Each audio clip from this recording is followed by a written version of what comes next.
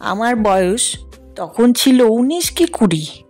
তখনই মায়ের কাছে শিখেছিলাম কড়াইশুঁটির কচুরি।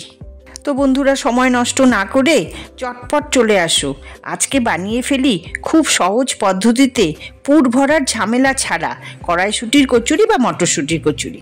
এর জন্য একটি পাত্রে সমপরিমাণ আটা, ময়দা আর একটু ঘি সঙ্গে লবণ দিয়ে ময়ম দিয়ে নিলাম।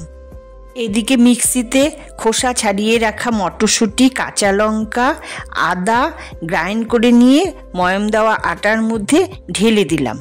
এরপর সব কিছু মেখে একটা ডো তৈরি করে নেব। এটা মাখার সময় কোনো রকম জল না দিলেই ভালো, তবে প্রয়োজন যদি হয় সামান্য একটু জল দেওয়া যেতেই পারে।